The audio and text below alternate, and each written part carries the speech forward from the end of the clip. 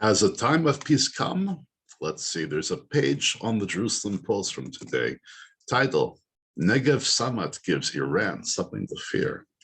The historic summit took place amid negotiations between world powers and Iran, returned to the 2015 nuclear deal. So there's a relationship between Israel, between Saudi Arabia, a lot of these Sunni countries. Gaza, it's Sunni as well. But as we learn, everyone has to feed their family. So these people, these sheikhs, all these people, they want to work with Israel for technology, maybe for some gas, maybe for some relationships. It is not in the best interest of these countries to alienate Israel. So here we have Yair Lapid, which is in the government of Israel, and we have a Bahraini foreign minister here. And they're talking. What are they talking about? Transcending the fight. We've been fighting for so many years.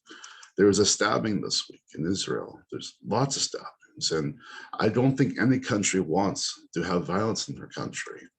Cooperation between Israel, US, Bahrain, Egypt, Morocco, United Arab Emirates, Dubai should strike fear in Iran, Foreign Minister Yair Lapid said at the Negev, which is desert in Israel. No, of course, Negev, Israel. Sinai, still Israel, but they called Egypt now, between his counterparts in those countries on Monday. The shared capabilities we are building intimidates and deters our common enemies, first and foremost, Iran and its proxies. Who's the Iranian proxies? We have them in Lebanon, we have them in these countries, and we have lots, let's say in Yemen, these places. It's not hesitation in being consultory, rather it's determination and strength. Negev Summit, Lapid's brainchild, was organized within a matter of days as negotiations between world powers and Iran to return to 2015 nuclear deal were on hold, but appear to be nearing their end. Israel and Gulf states have been dismayed at the apparent result of the talks. The UAE and Saudi Arabia were especially disappointed at Washington's response to the attacks on the countries by the Iran-backed Yemen-based Houthis, such as those that occurred over the weekend in Jeddah.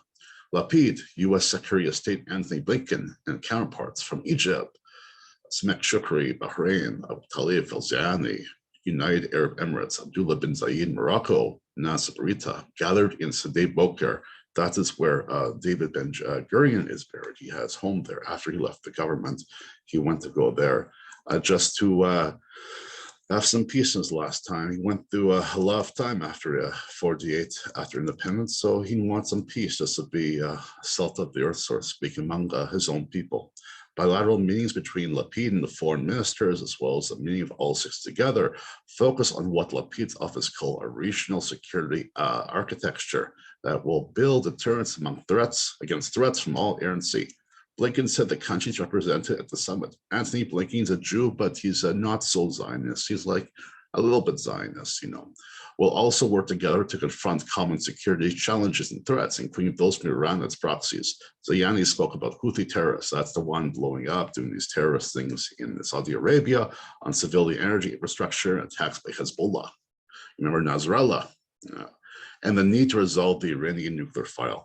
We need to put into action the principles behind the Negev Summit, Zayani said. We need to establish genuine sustainable coexistence, working together, interdependence between participants, and genuine networks of cooperation and trust to advance our common security and prosperity. Maybe we should be safe, we should be secure, we should be healthy, we should not have threats, demonstrating the whole region, whole Middle East, what can be achieved by working together. Behind closed doors, Blinken clarified the U.S. had not made a final decision regarding the removal of the Iranian Revolutionary Guard Corps from its foreign terrorist organization list.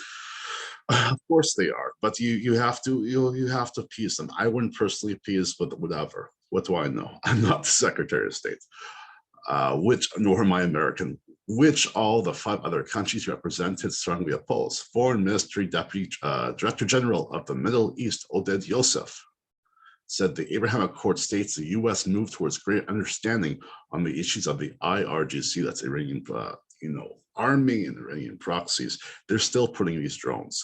What stood out a lot today is no one ignored the gaps that existed. On the other hand, there was a clear understanding of the gaps and they are significantly smaller, Yosef said. So it's not this huge fight between these two groups, between the Jews and the Muslims.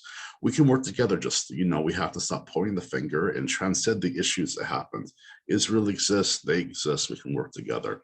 Speaking in State Doker, where Israel's first prime minister, David Ben-Gurion, lived and buried, Lapid quoted him as saying, "History isn't written, history is made. What we are doing is building history, a regional architecture based on tolerance and security cooperation."